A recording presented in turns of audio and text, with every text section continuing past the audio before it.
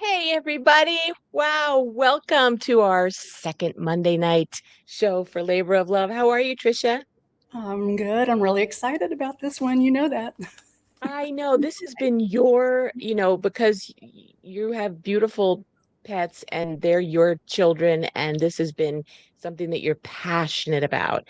And you've really taken, the lead on this because of your love and passion for this topic. And we have someone very special.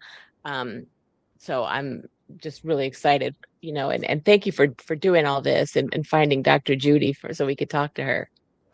I'm super excited, and it was we talked backstage before the show.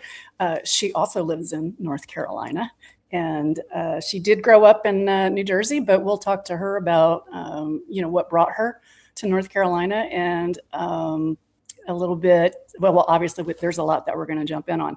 I Yeah. have to make sure I'm not talking 1,000 miles a minute because I know that we have a short time with her, and I could probably talk to her for 5 hours. Yeah. So you'll have to keep me grounded there, Ellen, as I get too excited, and we'll see what we get to cover today, and it's going to be really, really informative. So we are going to talk about some things with our veterinarian community and what's going on with our pets and the influence of big pharma. But we have some really good ideas and some solutions. So Mhm. stay tuned. You're going to really love what you learn today and how you can put on the full armor to protect your pets. Absolutely. And, maybe sometime we can have her back and do a live question and answer with people in the chat too, now that people have gotten to know her. But before we bring her on, so Dr. Judy Morgan, she has over 40 years experience as an integrative veterinarian, acupuncturist, chiropractor, food therapist, best-selling author, international speaker, podcast host, and owner of Dr. Judy Morgan's Naturally Healthy Pets, which is amazing. Her goal is to change the lives of pets by educating and empowering pet parents worldwide in the use of natural healing therapies and minimizing the use of chemicals, vaccines, and poor quality processed food. Amen. That's all we're all hoping for. And thank God for leaders like Dr. Judy. So let's bring her on. Hi, Dr. Judy Morgan. Thanks for being with us. Thanks for the invitation. And interestingly, since that mission statement was written about changing the lives of pets around the world, we've updated it. It's pets and people now. Awesome. At our big event that we had an international event in Orlando in 2025, and we did a survey afterwards, and we asked people, what are the main topics that you'd like to hear about? And, we said dog health, cat health, human health, regenerative farming, livestock health, poultry health, whatever. And dog health was number one. And Mm. second was the health of the people who are caring for the pets. And I'm sorry, cats, you came in third. So we decided that not only are we advocates for our pets, but we are also advocates for the people who care for them. I think over the last 5 years, we've learned an awful lot about what can go wrong in the human health field as well as the pet health field that we've been talking about for so long. So that is actually now part of our mission statement as well. And that makes sense because we're seeing so many animals that are finding their ways back into some kind of a shelter system because they've lost their owners. Yeah. So when we had, I can't tell you the number of stories just in animal rescue of uh, we've had to rehome this pet because the owner went into memory care. I think that's a real common heartbreaking story right now. So that makes sense as to why the care for not only our pets but also the humans that care for our pets. So that Right. tracks well. Well, it goes right back to you have to put on your own oxygen mask first. Yeah. And so if the caretaker is doing so poorly that they are not able to offer the care and assistance that the animal needs, then we've got the whole family in trouble. So we decided that it was time to, address that as well. That makes great sense then, because I know that you are doing an event, I think in September of 2026, and Dr. Peter McCullough be headlining that. Yeah, April 26th in Dallas, and Dr. Peter McCullough is from Dallas. So, but we wanted him to come in and speak about the messenger RNA vaccines, because we're seeing those crop up now. And I know we're going to talk about that later, but we're seeing those crop up in the animal world. And we know that it didn't go very well for the human side. We expect that it's not going to go well, and it's already not going well for the pet side. And we thought, well, this is great because he can address it from both sides. And then he can talk about how do we detox? How do we protect ourselves? How do we protect our animals? So it seemed to make perfect sense to have him, because he can kind of address the entire state of being, not just one specific thing. That's very cool. That just watching the intersection of those two sectors, and it's I guess, do we say it's an organic flow? It certainly seems to be going in the right direction. Yeah. Before we jump into what our first topic is, can you tell our audience, Dr. Judy, a little bit more about how it is that you became involved in what you're doing now? I know that you, after 36 years of practice in 2020, retired, and you're certainly not bored, and you're not. This is the weirdest retirement plan ever. Yeah. Yeah, I mean, you've got it's a very busy retirement plan. Yeah, so naturallyhealthypets.com is something that you are doing with your daughter. I know I've been watching a lot of your content, so very familiar with your story, but I want to have you just share with our audience about how you got to where you are today, and how you became aware. We're still working with so many of the traditional veterinarians out there that aren't there yet, and we are just hoping we can get them there. So let me It's a long road. It is a long road, because I can tell you that the veterinary profession in general leans in one direction, and it's not really the direction we should go, at least in my opinion.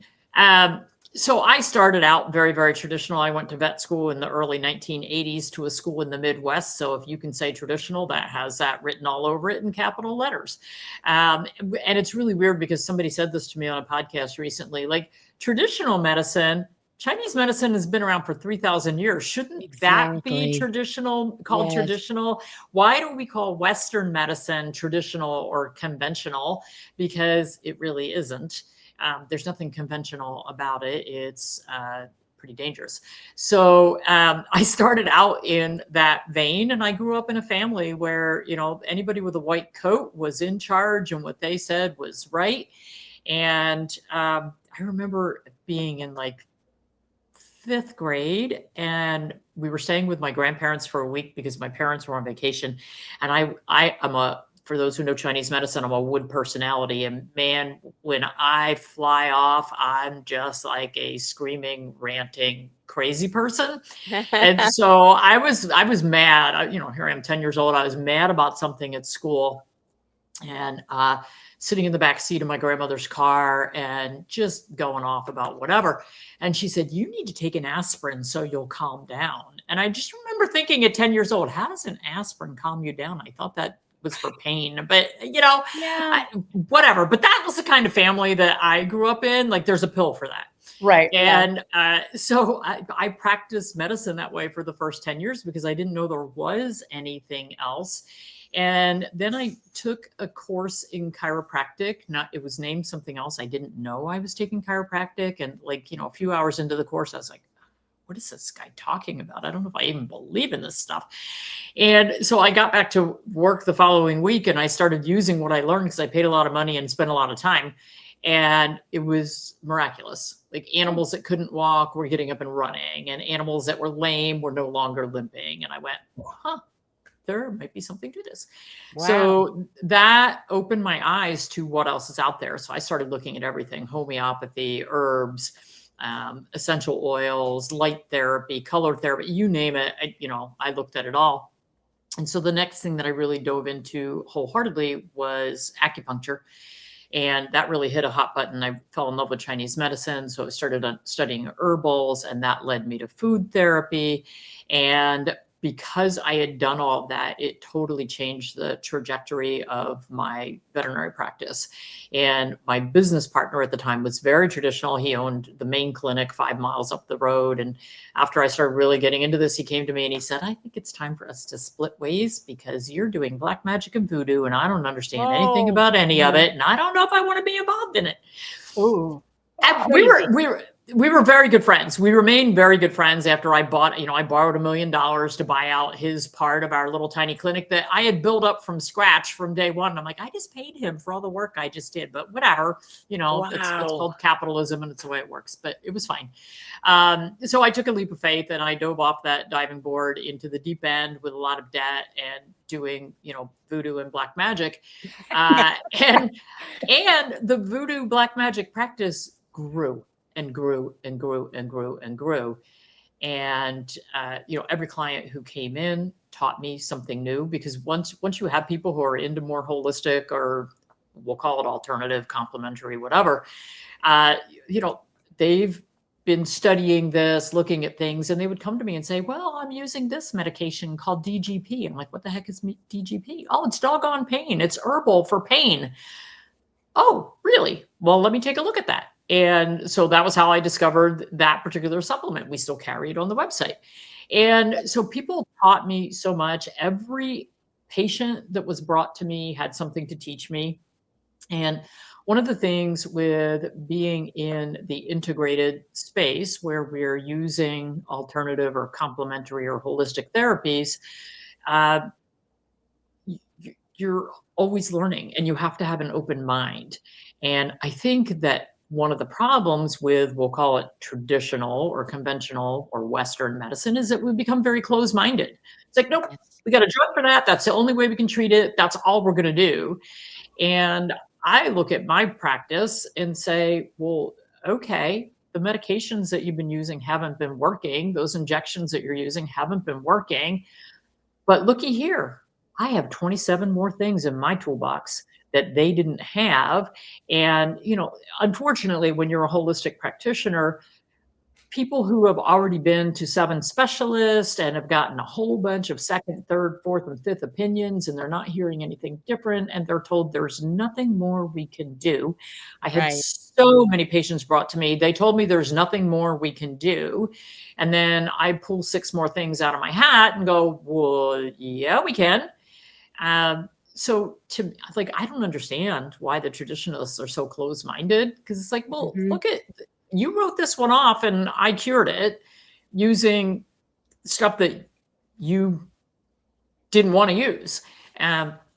So, I think that we just need to open the minds, and that's really with our big event that we're having in Texas, the big event that we had in Orlando. We invite veterinary students for free.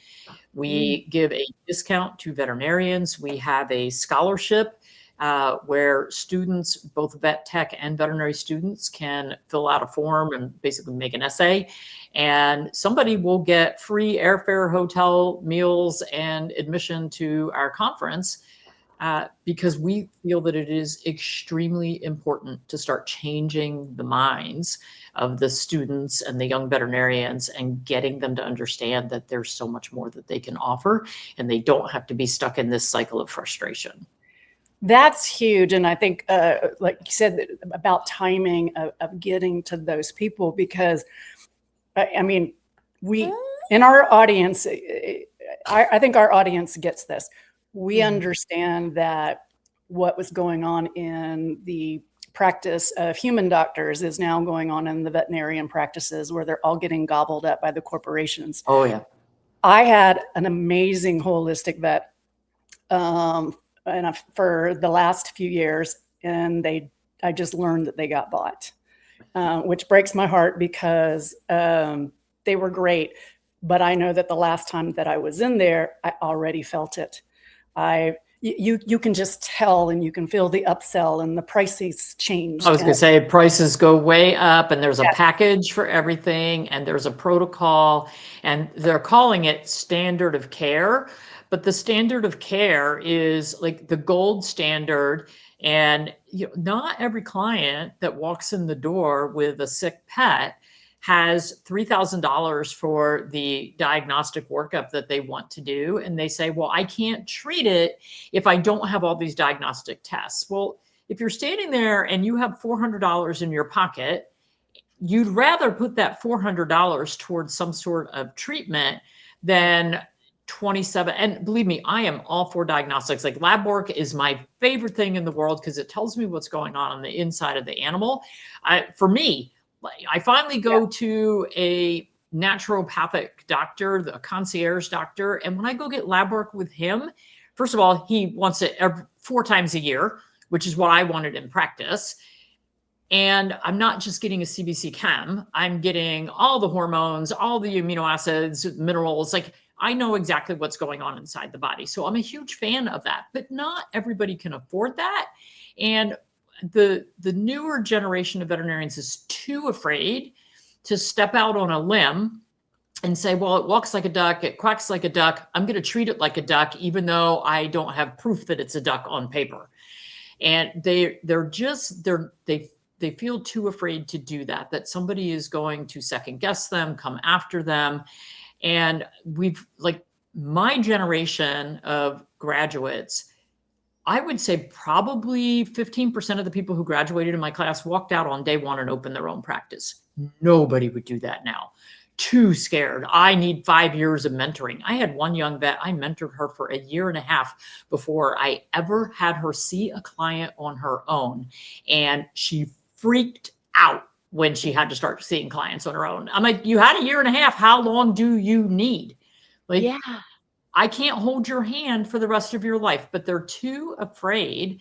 And this fear is being instilled in them in vet school. And we need a change. And, and part of the problem is that the people who are teaching in the vet schools, they're ivory tower. Most of them have never been in practice. They go from their vet school to internship, to residency, to assistant professorship, to full professorship. They've never been in practice. They haven't dealt with the person on the street who's bringing in their sick dog and they have $20 to their name. And they don't instill in the students the strength and braveness to say, oh, I can do something for this. Instead, they instill, here's the gold standard, you have to follow all these rules. And corporate medicine wants them to follow that gold standard because it costs more. And for private equity ownership of veterinary clinics, it is all about the bottom line, which is providing payback to the investors. And our pets should not come with dollar signs on them. Our pets should come with compassionate care and relief of suffering. And we should not be inflicting suffering with a lot of the drugs that we're prescribing. Wow. Great segue, Judy. Let's let's go into something that most pet owners are dealing with right now. It's the summer. Fleas, ticks, pests. I know what your stance is on this, and I am very fascinated. I know that the statistics, right? There's 90 million dogs out there. It's a beautiful market for pharma. Ching, ching, ching, ching, ching, right? And I don't even know the statistics on the cats because I'm not a cat person. Sorry, cats, but close. I want to take us into the flea and tick treatments, which, and I've learned a lot from, let's see if I can get this book up of my screen. There it is. Right there. There we go. Okay. Protecting your pets from parasites. It is a #1 Amazon.com bestseller. So you can get it there, or you can get it on Dr. Judy's site. Also on the website, I just want to say you have a lot of free PDFs about how to detox your pet from vaccines that will take you before and after the appointment. You've got a lot of food recipes, very, very helpful information that you provide free out there. All you need to do is go to her website. I've downloaded a lot of the downloads and they're amazing. So I just want to let people know about that. But I also know that in this book, you talk about the spooky drugs that we need to avoid. And you have a lot of data to back that up through Project Jake that you did with your own survey. So I'm going to hand it back to you. Okay. So when I wrote my first book in 2013, it came out in 2014. It's called From Needles to Natural. I don't recommend buying the original edition of that because I'm working on an update, and that'll be out probably the end of this year, because there were a lot of things that I didn't know that, well, actually, when I wrote that book, I recommended a lot of specific companies, and a lot of those companies have been sold. They have gone down the tubes. And so I've learned, like, when you write a book, don't recommend specific companies because companies change all the time and they get greedy and they go, oh, we can sell for a bunch of money. And then the, private equity that buys them changes everything for the worse. So, but when I was writing that book, the isoxazolines, which is a group of pesticides that were brand new back then. So they've been around for about 12 years now, which is 12 years too long, in my opinion. But I actually held my book back from sending it to the publisher for a couple of months because that was just coming out. And I said, no, I have to write about this in this book. I can't release this book without talking about it, because I knew from day one that this was going to be a huge issue. So we're talking about Bravecto, NexGard, Credelio, Simparica, and now they have bigger and better versions of those like Simparica Trio and Bravecto Quantum, which basically they take the original isoxazoline pesticide and then they add more pesticides to it. And they're like, well, if one pesticide is good, 3 must be better. No, 1 was bad enough. 3 together, let's just, write the death certificate right now. So these drugs were released, and as with any new drug, human or pet, they do studies which are sponsored by the pharma company, and they publish what they want you to see. They don't publish what they don't want you to see. They don't publish the side effects. They don't publish, 20% of the animals that we gave this to died, but we left that part out. I'm actually doing a presentation on this about at the American Holistic Veterinary Medical Association this October, the influence of big pharma on the veterinary field. And one of the things that I discovered is that even in the biggest medical journal, so British Medical Journal, the Lancet, over 50% of the studies published in those, and this is a direct quote from one of the editors, that over 50% of those studies that are published are skewed, and they're paid big money and told, publish this one, do not publish this one, because this one showed that there were some side effects. This one makes it look all beautiful and rosy. So, even when we're doing our research and looking at scientific articles, you have to look at who sponsored that. Who was that study performed by? Oh, that was actually performed by Zoetis or Pfizer or Merck. Well, then it holds no water. It's basically telling you what they want you to hear. So when these drugs get approved or conditionally approved by FDA, the real test then becomes our pets or ourselves. So what drug? It was Celebrex. That was a human non-steroidal anti-inflammatory that came out in the early 2000s. And then, oh, look at that. All these people are dying of heart attacks and heart disease. And they knew that. They knew that before they released it, but they didn't give FDA that information. And I have a friend who's a lawyer. He's now a minister, but he was a lawyer. Well, this is why he changed.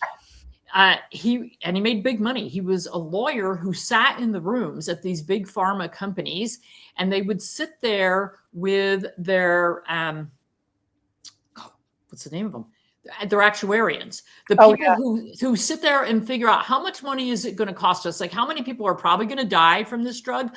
How much are the payouts going to be? What's it going to cost us? What's the profit from the drug? Oh, wait a minute. The profit's so big. We can do those payouts. Not a problem. And so he sat in the room as a lawyer taking notes on what the actuarians were saying and, what the possible kickback or dangers were from releasing these drugs and what the profit would be.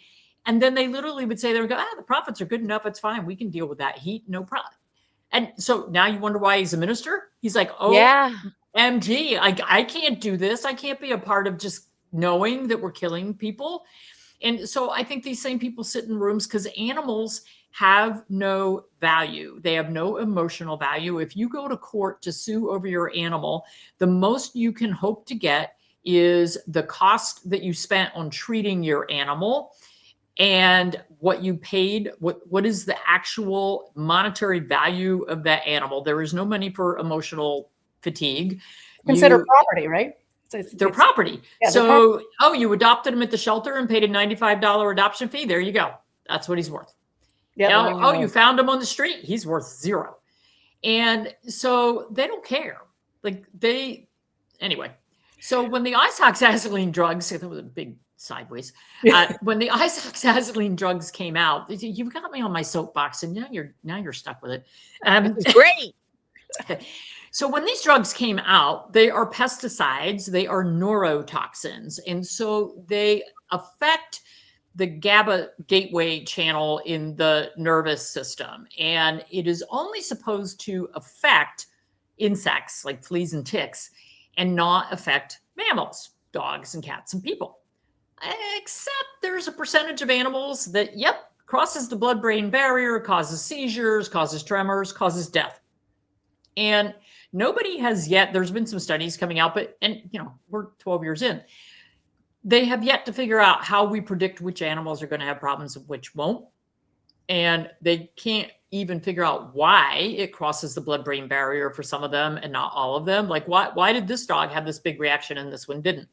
So Project Jake came about because a woman by the name of Valerie called me up one day out of the blue. I had no idea who she was. And she said, okay, I just, my dog, he's a year old. I had him at the vet and they gave him a Brevecto tablet. And a few hours later, he started having uncontrollable seizures and he's been in the ICU for a week and I don't know what to do for my dog. Can you help me out? And, my first response is, well, why did you let them give him that drug? But the problem is, if you don't know anything about it and you're standing in the veterinary office and there's somebody with a white coat and a name tag that says DR, you kind of go, okay. And then they say, well, I give it to my own dog. I've never seen any problems. We use this on a lot of patients, never seen any problems until you do. And so her dog happened to be one of those who did. And so he was seizuring. He'd been in ICU for a few days. He was on 5 different anti-epileptic medications and barely getting things under control. And so she wanted to know what to do. And so she had contacted quite a few holistic veterinarians and put together a group. And we started coming up with detox protocols because there's no antidote for these things. If your pet is having problems, they're just having problems and you hope they live. So Jake lived, but he's probably 6 years old now and he still can't walk in a straight line. He walks like a drunk. And a couple years in, he had a seizure and she couldn't get to him in time. And he fell down a flight of stairs and shattered his front leg. $20,000 later to put his leg back together. And that was kind of the last straw when Valerie said, I am bringing a class action lawsuit against these people. This is crazy. So we put together a survey called Project Jake. And a bunch of us posted it on our social media.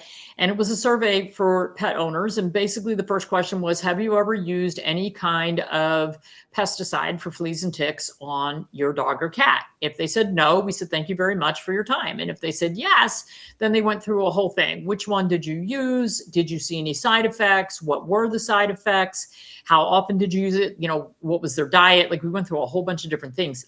And what we found was that 2/3 of the animals given any type of flea and tick pesticide had some sort of side effects. And, a lot of them were death, seizures. And the problem is there's no antidote for these. So yes, we have a detox protocol. It was really fine-tuned by a young pet owner in Belgium who had a 10-week-old Cocker Spaniel puppy named Obi. And he bought 2 Cocker Spaniel puppies from 2 different breeders at the same time, took them to the vet for their, puppy checkup and puppy shots, both dogs were given a dose of NexGard in the office, and both dogs had side effects, but Obi started with seizures. And Obi, again, ended up on 5 different anti-seizure medications. And we're a few years in with Obi. He figured out a really good detox protocol, which is posted on our website. And he had to use that protocol. Usually we say for a couple of weeks. He had to use it for over a year. And I believe Obi is now down to 1 anti-seizure medication. So, that's years into this. Wow. So, the drug company and the veterinarians say that these drugs don't cause seizures. Like I saw one post the other day, it doesn't cause seizures. It just lowers the seizure potential threshold. I'm like, that's causing seizures. Like we're seeing animals that have never had seizures start having seizures. How can you say it doesn't cause that? And once they start seizuring, they're seizuring for life. Like, I don't care what you do, it doesn't go away. And so people are like, oh, well, Bravecto lasts for 90 days. So on day 91, it's out of his system. No, those metabolites are there for at least 12 months. And now we are finding that those metabolites from these insecticides are passed in the stool. And so the insects that break down stool in the environment, like the dung beetles, they're dying because they're eating an insecticide as they're breaking down that stool. Oh, and by the way, baby birds are dying because the birds are using the hair from our pets that are loaded with chemicals and pesticides to line their nests. And then that kills the Wow. baby birds. Wow. So not only is this a problem for our pets, it's a problem for the planet. The ecosystem. All the waterways in Europe are contaminated with fipronil. Fipronil is the topical that's in Frontline, Pet Armor, a lot of different topicals that have been out for about 25 years. But so many people have used it that it's washing off the dogs into the river. Or when you wash your dogs and it goes down the drain and that goes out to the river, it's not filtered out. It stays there. They tested the hair of children in France. They all have fipronil in their hair. And that's what we're finding in the bird nests. And so this is a huge environmental problem when we use these pesticides. They took 3 dogs. They gave one an oral dose of Bravecto. One had a topical dose of fipronil. The third one had nothing. They put them in a little kiddie wading pool for about 5 minutes and just let them play in the pool. Then they tested all 3 dogs afterwards, and all 3 dogs had both chemicals in them. So these chemicals are leaching out of your pets, and they're exposed to your children and you and your environment. So is that what you want in your environment? So many of us now are so careful not to use cleaning agents that have, and we don't use, things that are VOCs in our air. And we do so many things to try to limit our cancer exposure and our toxin exposure.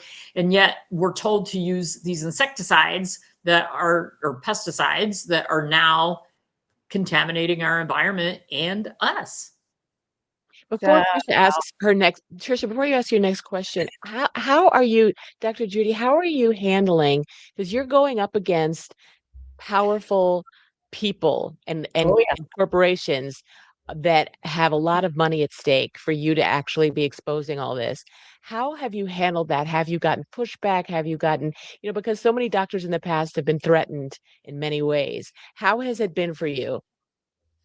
Frankly, I'm shocked that I haven't been threatened more than I have. I have been threatened, but I am a little shocked that I haven't been threatened more than I have.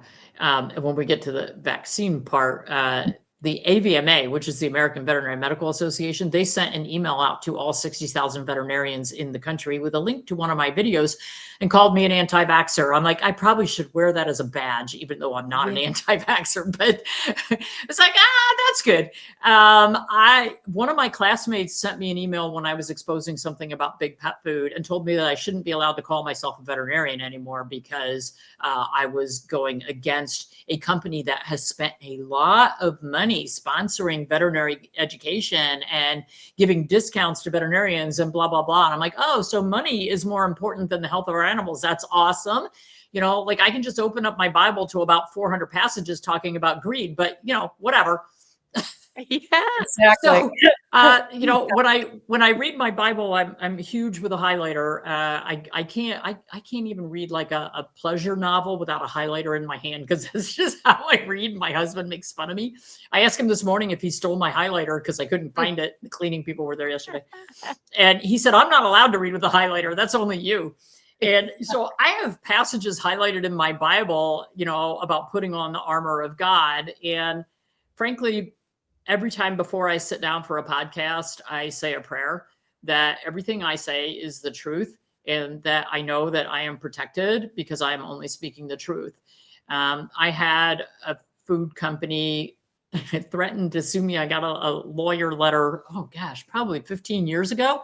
I didn't even mention the name of the company when I was talking about what they had done wrong, but they knew that I was talking about them. I'm like, I didn't even mention your name. I was protecting myself. I was kind of protecting you too, but you're going to come after me. I'm like, well, good luck with that one in court because I never mentioned a name. Wow. But I Wow. do mention names. I don't have a problem mentioning names. By the way, Dr. Judy, you're in the right company. Yeah, well, I have those in our house too. So we love bringing in that connection with what we do as well. So I was glad that you went there. Yeah, I'm protected. It's okay. Yeah, I know that in response to and you have talked about this. You've dealt with the FDA, and you talk about how the FDA actually sent out a warning letter to every vet about the the effect of the effect at killing pests, but also causes nerve issues, dry eye, itchy, sores, behavior changes. In 2018, what FDA did a warning about the neurological adverse effects of these isolaxolin products. That does not roll off my tongue very well. And so I guess what the vets are supposed to like give you the packaging, but most people walk out, and I'm Yeah, guilty of it, walking out with flea and tick control and right. not reading the original. I've walked out Exactly. years ago, like I couldn't afford like a 6-month package, right? Because when you walk out of the vet with 2 dogs, you're already like $300 in without even the prescriptions, right? And so sometimes I would get a 1-month flea and tick supply at a time, or maybe I'm moving up, I'll put that on the credit card next month and come back and get my 3 months. So you don't get the inserts. Right. And a lot of times because it's a chewable treat, it is just handed to your pet. And one of the other things that we are seeing in veterinary medicine since COVID, and it's not good, is you walk in, they take your pet to the back and they do everything. And then they hand your pet back. And when you go up front and you get your bill, you go, well, wait a minute. I didn't ask you to give them those 6 vaccines. Wait a minute. You gave him a flea and tick chemical? I didn't ask for that. And the answer is, well, that's what he was due for. He was here for his annual, and that's what he was due for. So we just did everything. It's like, I wait, hate what? I hate that. Take them to the back. I hate to take them to the back too. And it's funny because I don't practice now. And so the veterinarian I go to, they take my animals to the back. And it like every time I'm like, I just want to say, do it here. But it's also about having trust. Like they know who I am and they know what I will and won't allow. So if they're taking my animal to the back to draw blood, I'm like, and you won't do anything else while you're back there. He is to get no vaccinations. He is to get no flea and tick treatment. Even when I drop my animals off, like if they're having an anesthetic procedure, I had one who had to have an eye removed. I've had a couple that have had to have dental care done.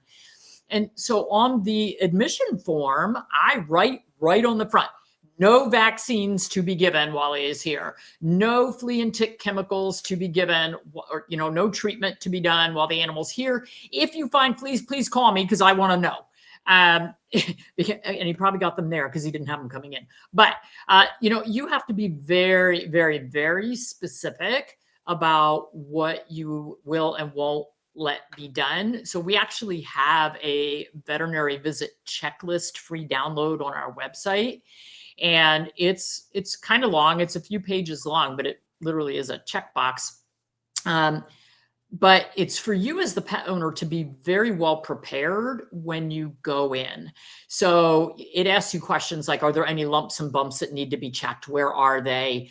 Circle them, put nail polish on something so that they know what to check and you don't forget while you're there. Are there any other procedures you want done? Ear cleaning, nail trimming, check anal glands, anything like that.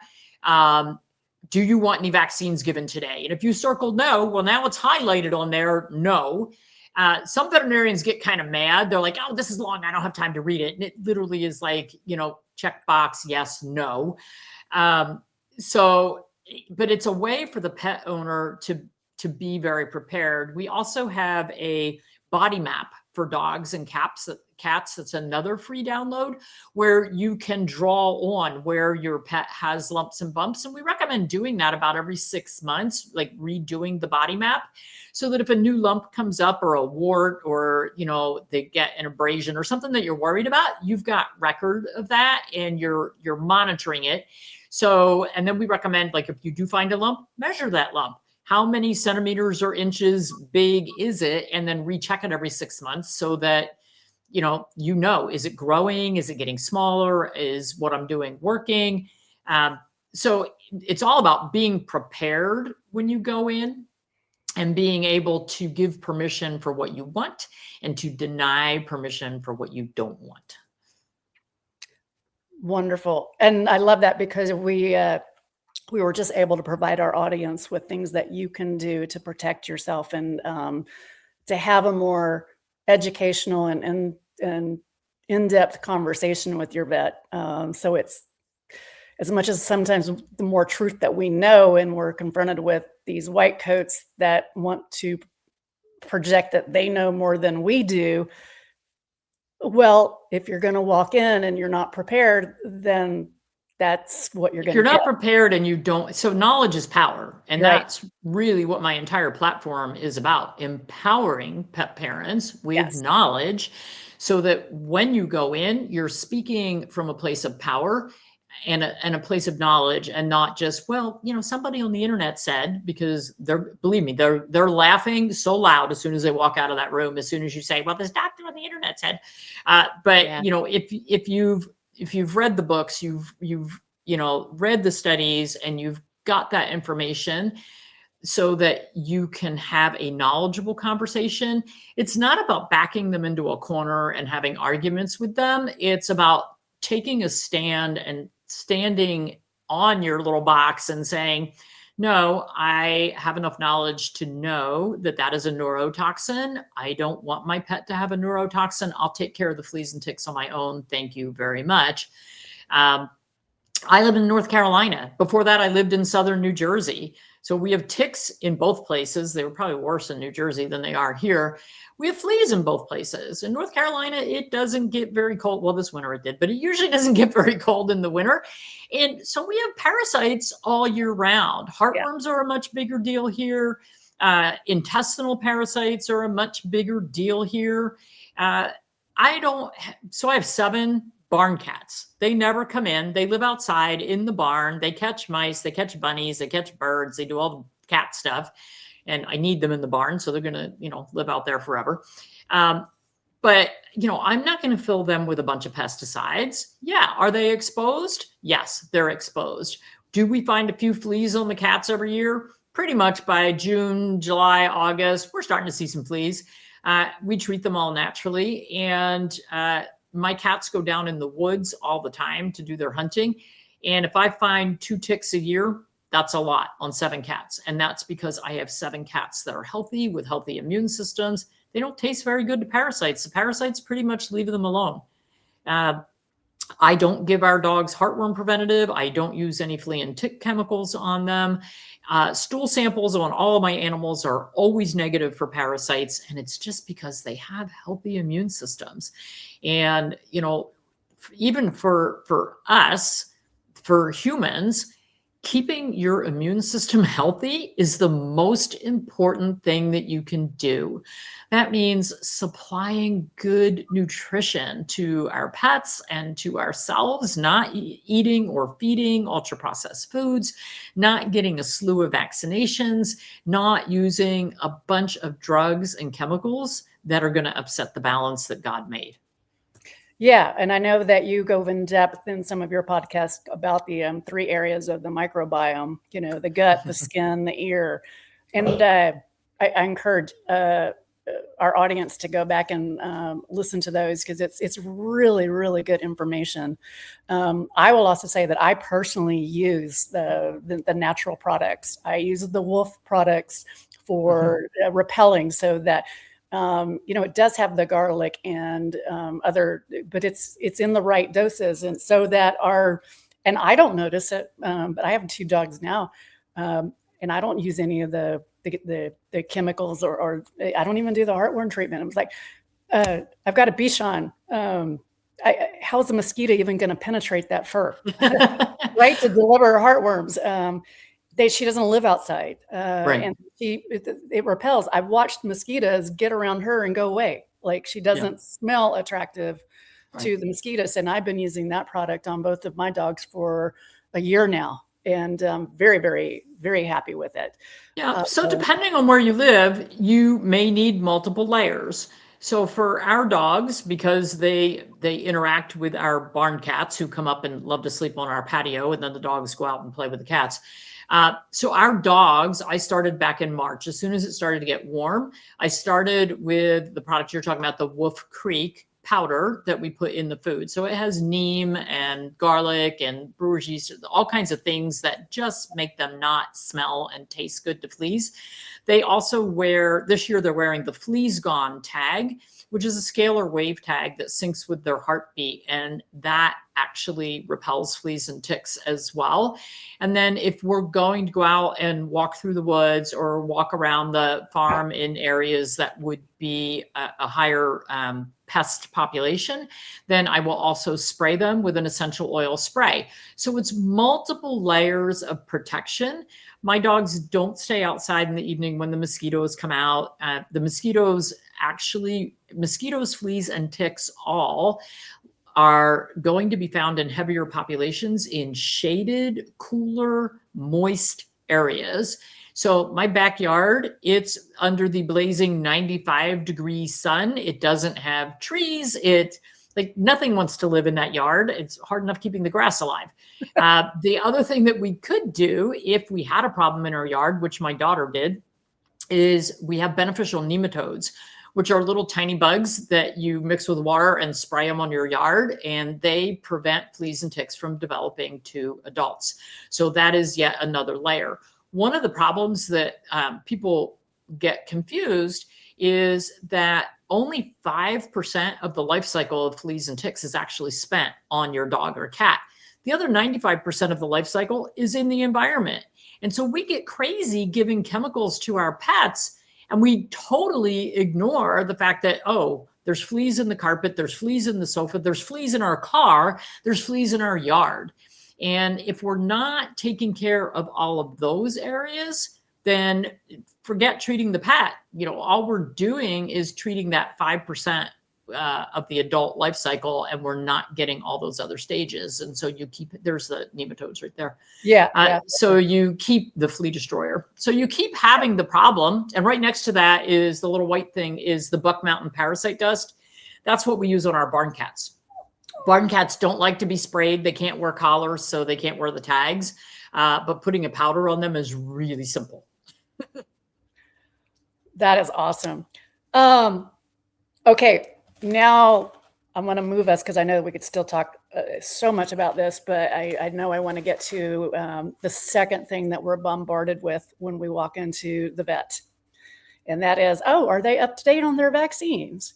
This is a trickier slope. And I do want to leave room, because we talk about, we're talking about the rabies, parvo, distemper, the flu, the bordetella, and the new one that is my really, well, there's Lyme lepto, but Librella is going to be my next cross to bear with that company, because I also had personal experience with that. And I do with the rabies as well. And I think that is going to be a segment, but maybe we talk about the vaccines, the experience when we walk in.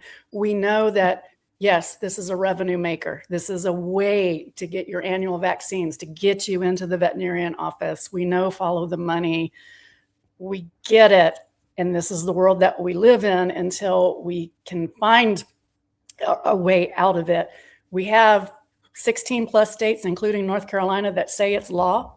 I was able to walk into my holistic vet after leaving my other vet because they wanted to force me to give my rabies vaccine again to my dog. And I was able to sign a waiver. And that was it. They were like, okay, no problem, just sign a waiver. Wow.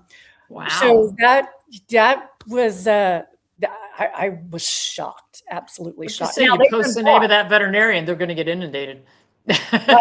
Well, and I'm careful. Well, they have gotten bought, so I am curious to see what my experience is going to be like, because they're going to be assimilated. They won't have a choice, and that's very sad. And so, until we can get on the other side of this, where we've got, where some of the things that we can do, push back and et cetera. But right now, this is the world that we live in, and so how. I know some of the things that you say on your podcast. So I want to get that across to our listeners today, because you can go in there, but you walk in and the white coat syndrome just sort of, I saw it happen to my mom. I had my mom armed with all of this information, and she comes back home and she bought everything.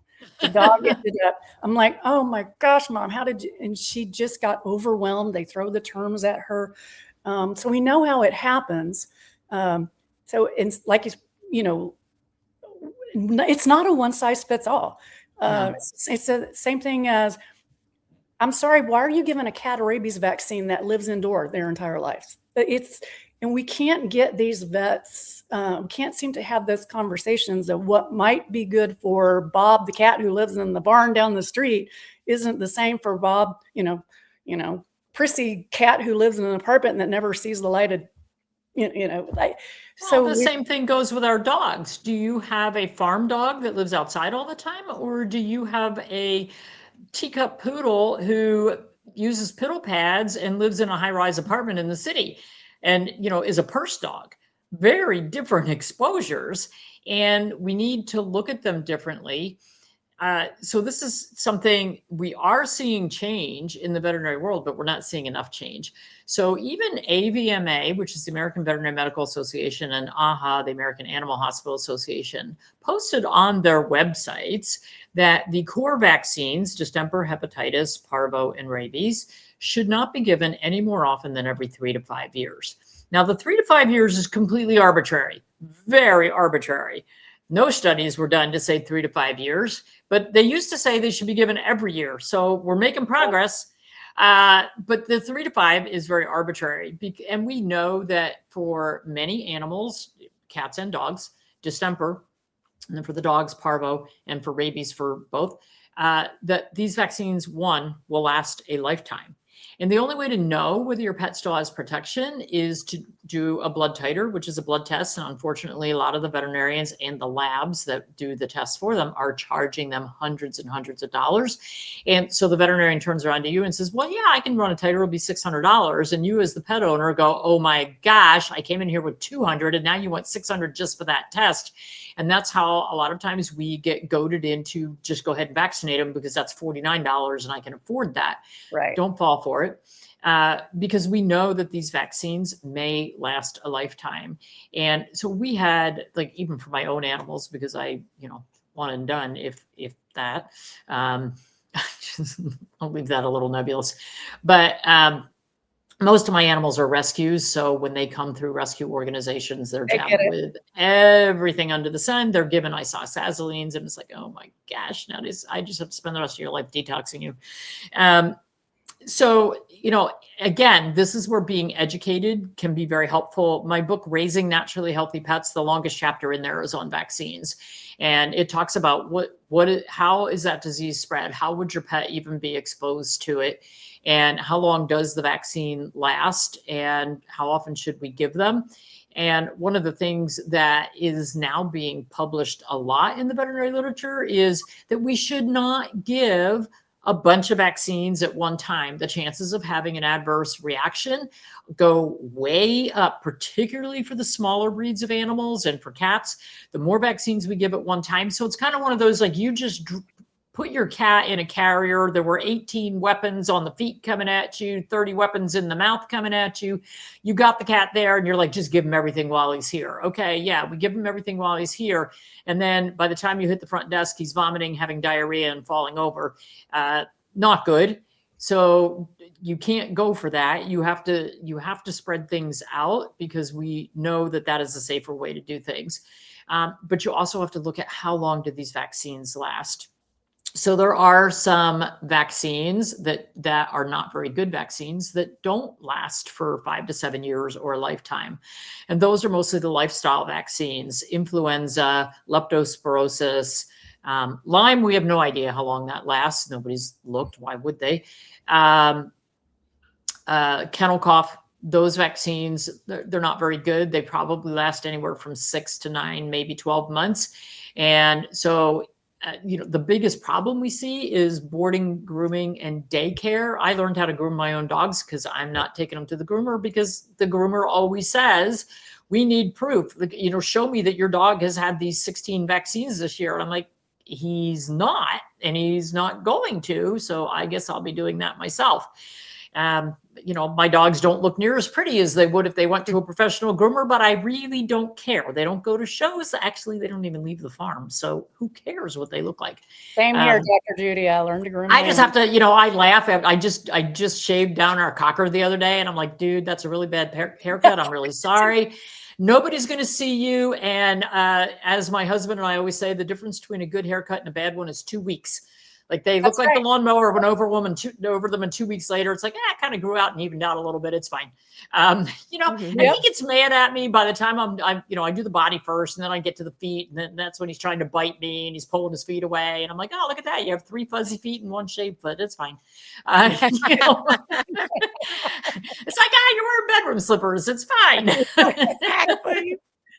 So, but boarding, grooming, and daycare, really the problem with them is education. We have not, as veterinarians, well, I guess as holistic veterinarians, because the traditional veterinarians are still saying we need all this every year, but we're not doing a good job educating them and telling them, this is what they really need. This is statistically their chances of actually getting something. And frankly, vaccinating them for kennel cough, that's like vaccinating your kids for the common cold. I'm sorry, they go to school, they come home with the sniffles. It's just the way it works. My granddaughter goes to school and she comes home and the whole family has whatever is passing around school that week. Yeah. It's just the way it is. Well, it doesn't even protect against all strands. So no. And that's the crazy thing. There's like 40 different things that can cause kennel cough. The vaccine contains 3 or 4. And there are different kennel cough vaccines. There's intranasal, intraoral, and injectable. The injectable is worthless. You're just throwing your money away on that one. But it's easier to give because you don't have to put it up their nose, which they really, really, really hate. Yeah. With an aggressive dog, getting in their face and getting it up their nose, not so much fun. So, it's really an education problem. And frankly, the over-vaccination with distemper, parvo, rabies, the core vaccines, that's an education problem too. It's an education problem for the veterinarians. But what's really interesting, I've been on the podcast circuit for the last few months, going a little bit crazy all over the place, but I am now starting to see on big social media sites like Peter McCullough's site, Nicholas Holscher, the Simone Gold, and those sites, I'm starting to see them talk about vaccines in pets, in particular the messenger RNA vaccines. Yes. It's sort of like they woke up and went, oh crap, this is happening to our animals too. And I'm like, well, thank God I'm not the only one out here spewing this anymore. And some of those sites have millions of followers, and it's great. It's exposing what has been going on. And the biggest problem that we have is the veterinary practices where it's just their rules. Again, totally made up, but it's their rules that your pet has to be up to date on pick whatever lists they want that to be. Most of them want them to be up to date on rabies. That's their big thing. And I can understand them saying that because rabies is zoonotic, and I was bitten by a rabid kitten one time. It was not fun. And the series of injections I had to get afterwards was not fun. So I kind of understand that.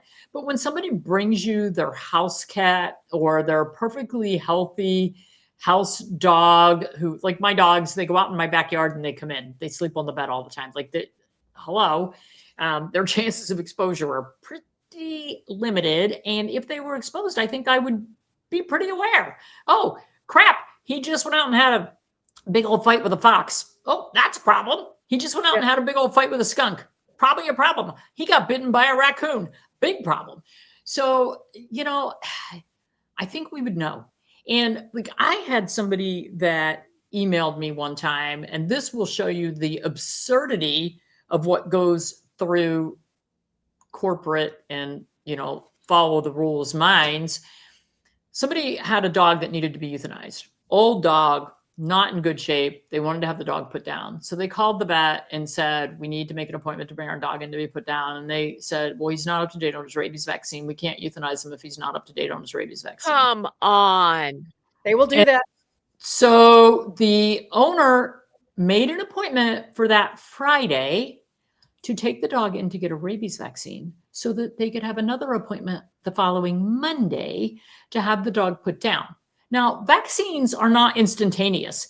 Giving the rabies vaccine means that the dog needs at least 2 to 3 weeks for their body to actually make antibodies that are going to protect them against rabies. So what did we do there? Oh, we got an extra office visit and charge for a vaccine. We didn't protect the dog. We didn't protect any of the people involved. That was absurd. Yep. The owners did it because they needed to get their dog put down. But that literally should have gone to the veterinary board. Like, that's just giving a bad name to veterinarians when you do stupid things like that. And so, like, one of my dogs has to go in for a dental every year. He's got a lot of issues. And every year I get a phone call from one of the technicians. I see that your dog is here today for his dental. He's due for his rabies. We're going to go ahead and give it today, which is always followed by me going, oh, no, you will not. No way, no how, not today. He's there for an anesthetic procedure. His immune system's already stressed. Do not dare. No. Exactly. You don't do that. You just No. So how do you get that call? How does Dr. Judy get that call? You would think that they would be smart enough to call you. Right? Well, the veterinarian knows me well and knows what my answer is going to be, but there's a bunch of technicians and assistants that are working under the vet, and they're just following the clinic protocol. The clinic protocol is, hey, if they're due for vaccines and they happen to be in the office, no matter what they're there for. But it makes me crazy because I get records from people and it's like, oh, okay, here's a record. The dog's in the hospital on IV fluids being treated with 3 different antibiotics and, anti-nausea medications, anti-diarrhea. So clearly the dog is sick and in the hospital. And on the same day, it'll be updated on all of its vaccines. It's like, who in their right mind decided that giving a vaccination to a sick animal, when it clearly says on the label to be given to healthy animals? Yeah. I'm like, can we not read?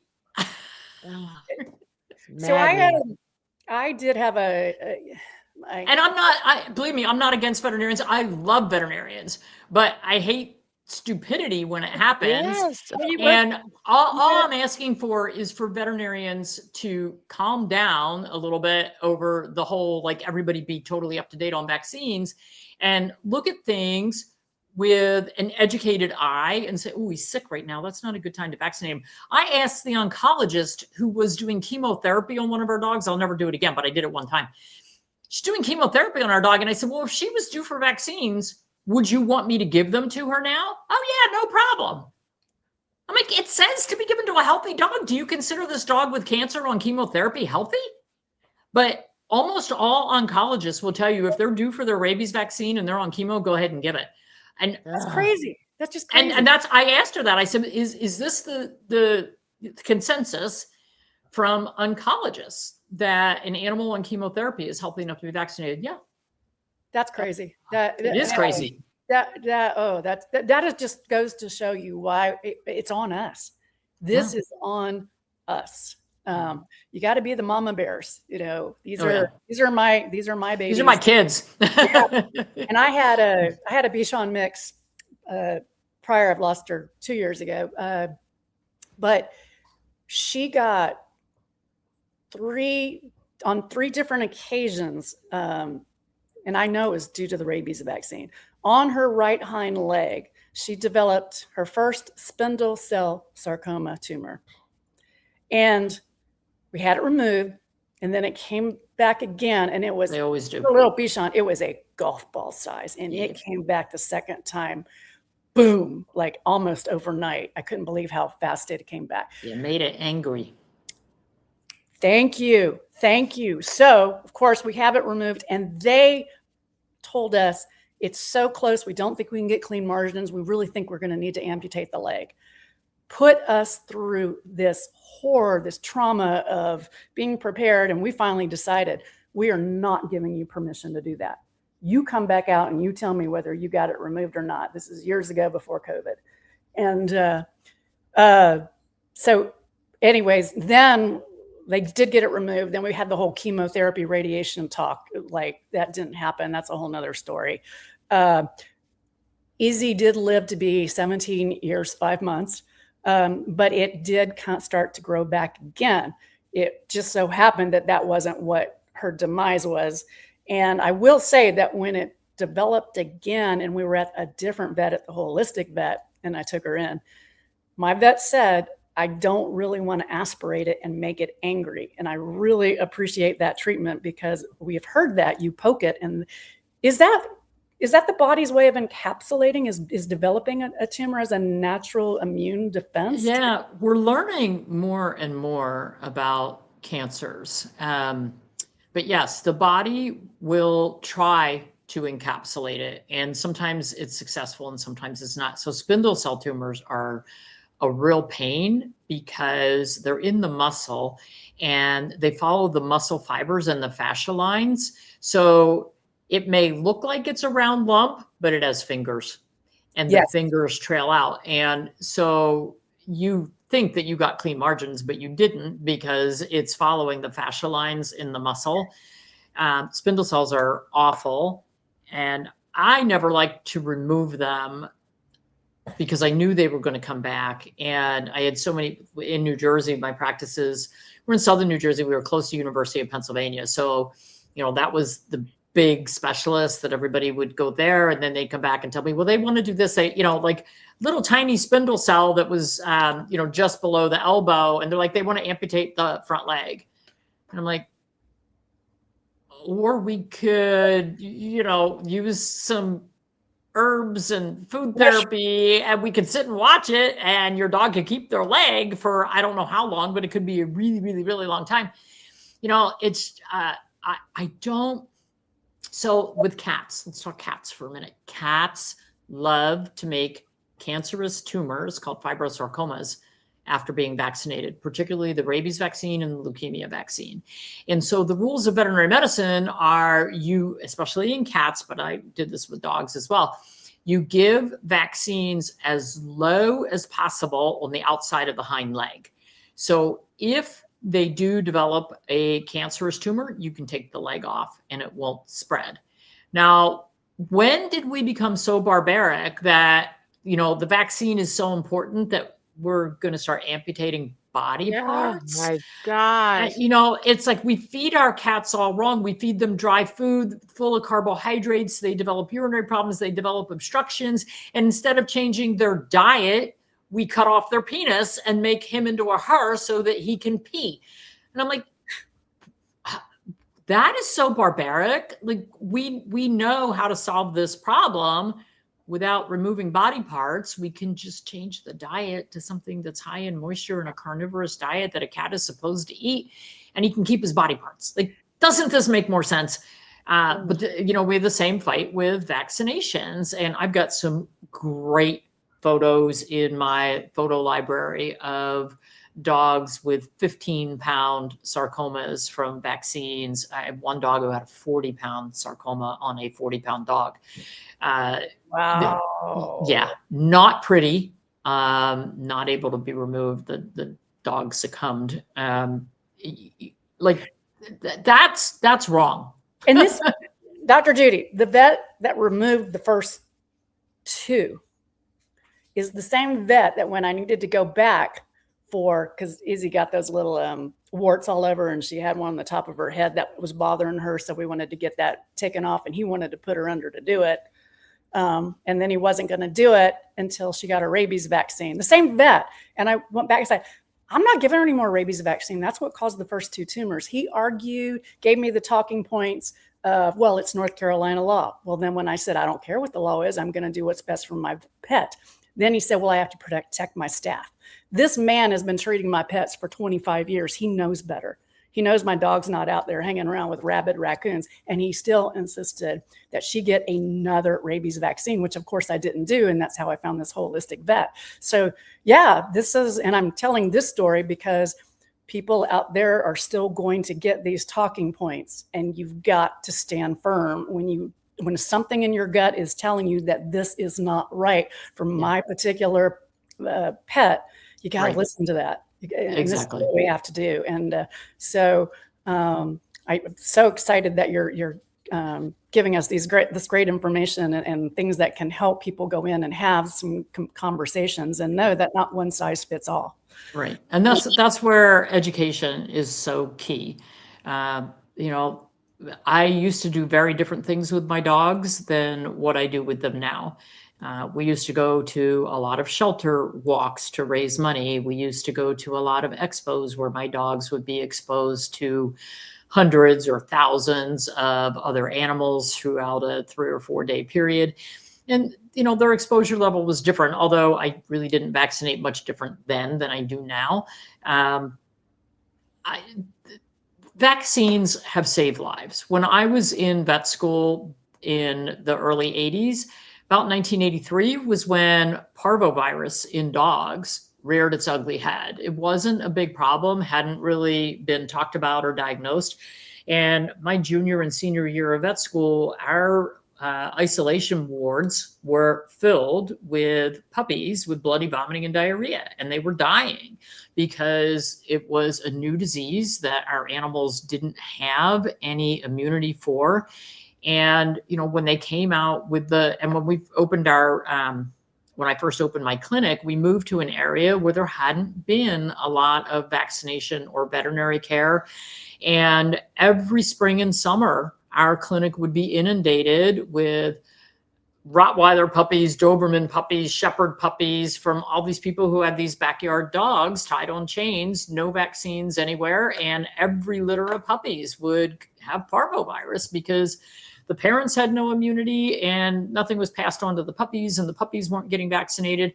And so when we first moved in there, we said, well, we need to do some outreach to the community, and we need to at least get the mama dog vaccinated so she passes that immunity on to the puppies. And we need to break the cycle. And we were able to break the cycle, but then we know that, hey, you give them that one vaccine, it's probably going to last them 3 to 5 to 7 years. So it's like, oh, look, we broke the cycle. And that's what we need to be looking at. Not looking at every single year, every dog has to come in and get every vaccination, or every cat has to come in and get every vaccination. I mean, my indoor cats haven't seen outside. Shoot, they live in this cat condo that we made for them. They rarely come out of their condo. They don't even interact with the dogs. They don't interact with people. They just hang out in there. And I'm like, aren't you guys bored? But what the heck are they exposed to? They're not exposed to anything. Wow. I'm gonna. I know I'm watching the clock because I know that we've only got you for a limited time. This is a little off topic, but it's because it's sort of like maybe for follow up later. But in our community, we're learning a lot about the human genetic mutation of the MTHFR gene, which has to do with folic acid versus the natural folate that we get naturally. And I didn't know whether this was, this type of mutation that we're seeing with humans is actually something that might is there a version of this that's in our pet population? And the reason I ask this is because we're looking at people that there's about 40% of the human population that actually has the MTHFR genetic mutation, which means they can't process, they need folate, but they can't process folic acid. And folic acid is in all of our products. I noticed that folic acid is in one of the multivitamin products that I'm using for my dogs because I make homemade food. So I want to make sure that they're getting what they need to be getting. And I just wondered if that was something that might be evident in our pet population. So I just wanted to put that out there if you knew anything about that. And if not, we can come back to that. Yeah, I don't think I haven't seen any studies on that in our pets. I have seen it talked about in the human circles. But one of the things that we do talk about quite often in the holistic pet circle is whether their food is supplying their nutrients through natural ingredients versus synthetic ingredients. And my soapbox is we're going for natural. And I have, there's another veterinarian nutritionist. She's taking her board, so she's not certified yet. But she goes against me all the time because she says synthetic vitamins are absolutely fine. And, the ultra processed food by the big pet food companies is absolutely fine. And I'm like, well, I know who's paying your bills. It's not fine. Ultra processed food is not fine for our pets.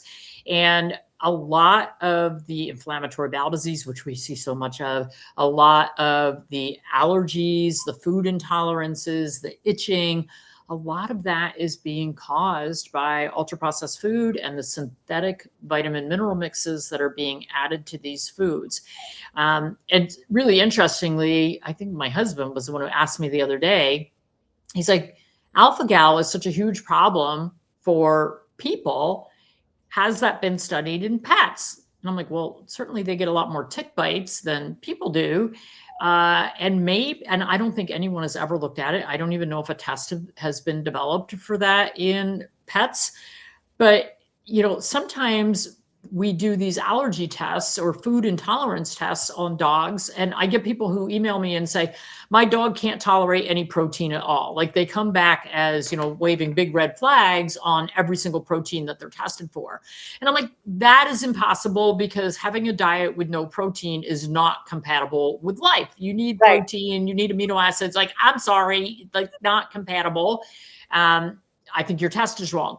But then I started to think, well, maybe what we're actually dealing with is something like alpha-gal, where they have truly developed an allergy to these proteins. And I don't think it's been looked at all. And it's kind of one of those questions that I have out there. So this would be another one, is that genetic mutation out there? I haven't read anything about it, so I don't know that it's been documented. But I do know that a lot of animals do very poorly when their nutrients are not being supplied by whole foods and instead they're being supplied by a synthetic vitamin mineral mix.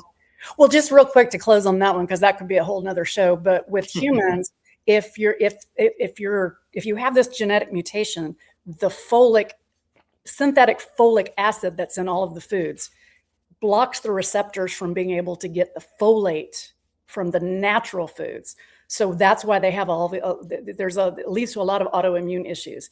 So I wondered if that translated to dogs, if we're getting the synthetic in these vitamin supplements, then potentially. Yeah. So they're and when we test, like when we have animals with chronic GI issues, usually we're going to test folate, cobalamin, and enzyme issues, pancreatic issues. And we find a lot of animals are low in B12 and folate. And,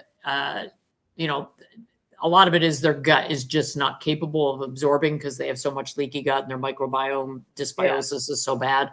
And that's another whole conversation. But dysbiosis in the microbiome, whether it's the ears, the lungs, the skin, the gut, huge issues for our pets. And we just keep making it worse because we just keep throwing more antibiotics at them. Like my sister's dog had diarrhea a couple of weeks ago, and so she texted me and she goes, I got to call the vet and get some metronidazole. I said, no, you don't. Do not use metronidazole. So she went to the vet. Didn't get metronidazole, but got 2 different antibiotics. And then he had more problems. And I'm like, okay. Yeah. Like, No. I was like, okay, here's what I would do. Yeah, that wasn't what she did. Okay, I didn't leave a whole lot of time for this, but because this is, oh my gosh, this has been so great. I could just talk to you all day. Fantastic. Let's talk some good news, because again, we talk about healthy people and healthy pets. So we are learning all about ivermectin and fenbendazole.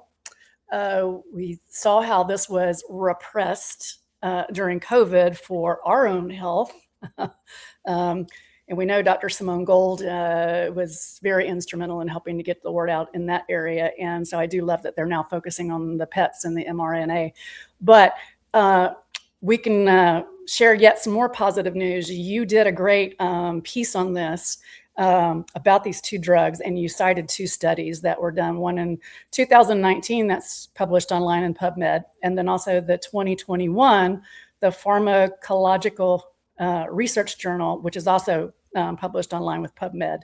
And so we know that ivermectin was approved by the FDA for humans in 1978. And we were quoting this way back during COVID, trying to get help for people so they wouldn't take the shot. And of course, got ridiculed. And then we know that there was more legislation, I think in, was it 1996, maybe, I think you said. But I wanted to just turn that back to you. I know we kind of didn't leave a whole lot of time for this subject, but at least we can tell the audience a little bit about this, and they can go and do more research on their own, whether they have a loved one that might be affected, who doesn't have somebody they know that's affected by cancer, whether it's a human or a dog. If there's a way to just kind of touch on that before we do our close. So a couple things. I used to not be as big a fan of ivermectin, and then 2020 came along, and I went, let me look at this drug again. I said, all right, I gotta change my thinking. So this is that being open-minded.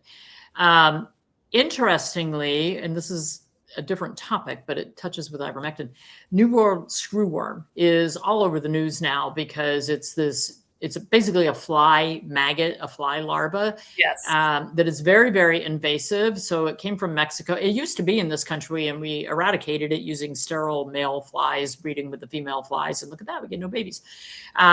And so they eradicated it, and now it came back in from Mexico again. And there's been multiple cases in Texas and New Mexico. And there was a case in a dog recently.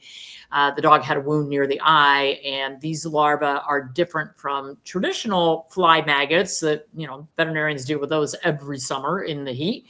But these actually eat live tissue, not just dead tissue. So they actually invade, and they, are very, very destructive to the tissue. But it is very treatable if you catch it. Where we get into big trouble is, you've got the outside dog tied to the tree that you never go look at. And then, your kid comes in after putting food out and go, oh, there's things all over the dog. Okay, that's a problem. So it's very treatable. But of course, what do the drug companies want? That in order to, there are no drugs label approved to treat New World screwworm. So the isoxazoline companies went to FDA and said, we want emergency use approval for our pesticide for New World screwworm, because, then all the advertisements and all the letters go out to all the veterinarians saying, guess what? Credelio's been approved. Guess what? NexGard's been approved. So the company who makes the drug has to ask for the approval. Well, nobody owns ivermectin anymore. It's a generic. Right. It's, 2 cents a dose. It's very effective for New World screwworm treatment, but nobody talks about it. And it hasn't been given emergency use authorization because no company wants to do that. It's COVID all over again. So, for my followers, we kind of put it out there and said, well, you know what? Ivermectin, not at heartworm prevention dose, but, at an above label, and it is off label because it's a cattle product. It's a cattle dewormer. But given at a higher dose, very, very effective for treating New World screwworm. But nobody's ever going to talk about that except me. nobody's going to talk about that because they don't make any money off of that. Right. And I'm like, well, go to if you think you have a problem, first of all, be very vigilant, and then take your pet to the vet and say, well, we could probably use ivermectin for this maybe instead of those isoxazolines that are probably going to cause lots of neurologic problems. Anyway, so that's just a little aside because that's in the news right now. I have become a huge fan for fenbendazole and ivermectin, and actually even more so with fenbendazole for cancer treatments. When I was still in practice, my last couple years of practice, so like 2018 to 2020, I had a few clients with dogs with cancer who came to me and said, hey, I've been reading, because when Joe Tippins came out with his thing, everybody was like, oh, sheep dewormer, this is great. And so, everybody's reading about that. And this client came to me and her dog had osteosarcoma of the rib cage, which is bone cancer in the rib cage. Unheard of, like very rare. It's usually in long bones. I had one dog who had it in a jaw. So she had a few ribs removed and had some mesh put in. This was a competitive agility dog. And then she did chemo and all kinds of things.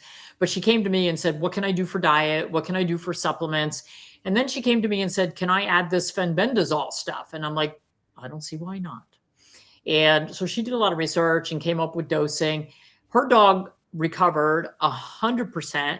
And I still have a picture of this dog on my shelf at my house that she gave me when he was 12 years old and went back to Westminster and competed in agility in the senior dog group and did very well. And she said, you got my dog back to Westminster. And my answer was, I didn't do that. You did that. Like, she was so dedicated to this dog.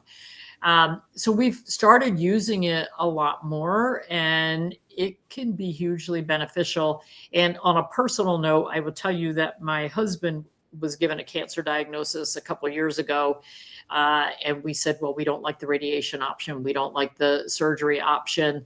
And he just looked at me and said, make me a protocol, honey. I said, I'm not a human doctor. He said, I don't care. What would you do if I was a dog? And I'm like, all righty then.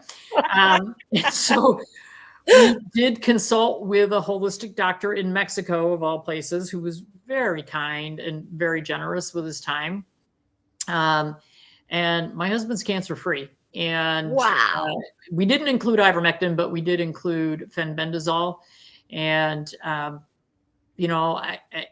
I just think there's so much out there that, and the poor man, he's like a sweet junkie. And I'm like, you can't have any sweets.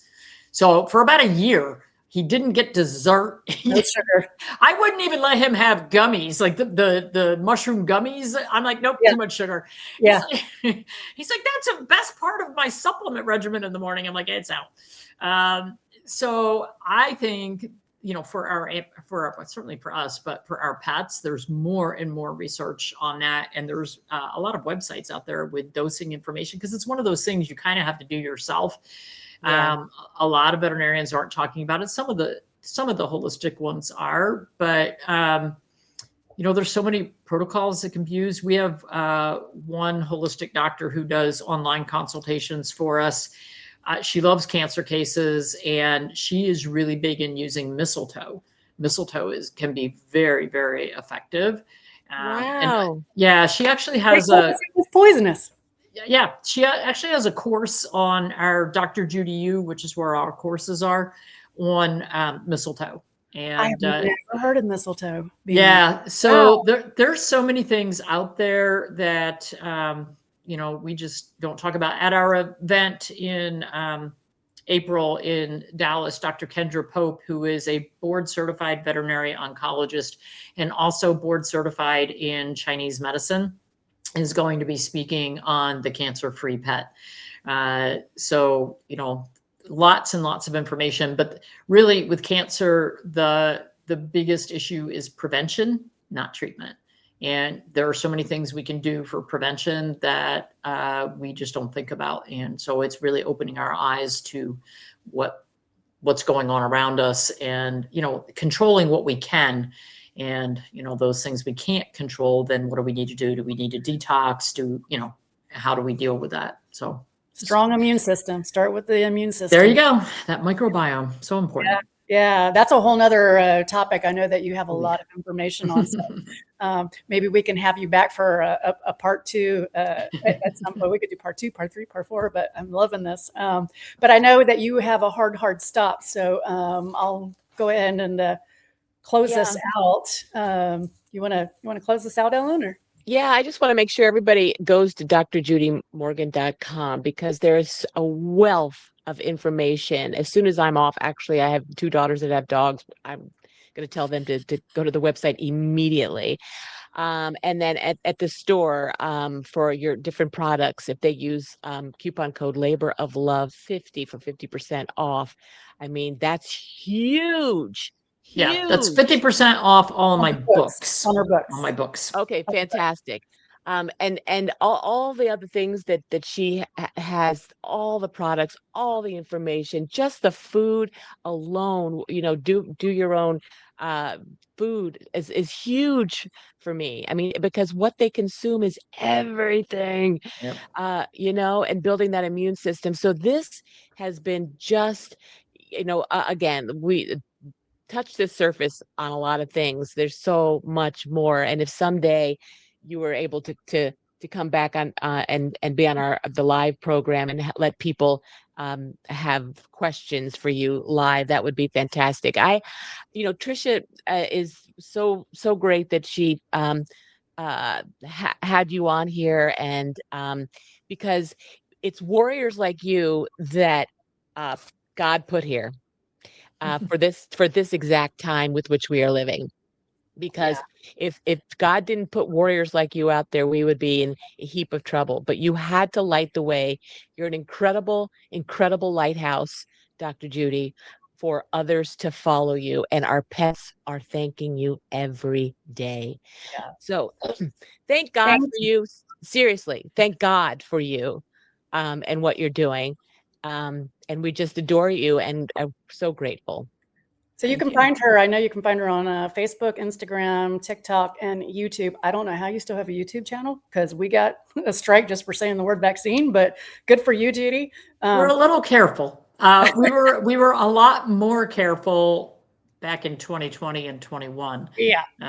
But yeah, and actually we didn't focus on growing our YouTube until about the last year and a half. So I think that helped as well. They're not as mean as they used to be. I Yeah, think. it's those algorithms. Those algorithms somehow can find you, but Yeah. we're getting there. We're getting there. But just thank you for continuing your push and your warrior attitude towards the most vulnerable are of these pets that just rely on us so much. It's just thank God for you and all that you're doing, and thanks for coming on with us and letting people know all the resources that you have for them for their pets as well. And speaking to a wood, I'm a fire. So go on Judy's site and take the personality test for the pet and the owner. It's very, very interesting, and it's also a part of how Dr. Judy likes to Yeah. follow her treatment. So It's also really interesting to have everybody in your family do it. We had all of our employees do it. And then we had a big meeting where everybody had to, give us their element. Most of them were pretty easy to figure out, but it helps you know how people tick and why they do what they do, why they react the way they do. And it's funny because metal personalities make the best employees, but as a practitioner, a metal personality client coming in with their 3 pages of questions and their spreadsheets used to make me crazy because woods don't do that. Oh my gosh. Don't send me a spreadsheet. I still can't figure out my dog because she acts differently around me than she does other people. So I don't know how I'm supposed to assess that because she's a rescue from an Amish puppy mill. Great. And so they can go online just to take that survey. Yeah, the pet personality profile and the people personality profile are both free downloads on the website, and they're fun. So, Fantastic. And we'll we have all that in the everything. comments as well. We'll put all that. Dr. Judy, thank you so much for being with us, for helping get this information out and for all you do for our wonderful, wonderful pets. Thank you. Awesome. No Thank you. problem. Thank All you. right. Take care. Thanks again. Thank you so much. Bye-bye.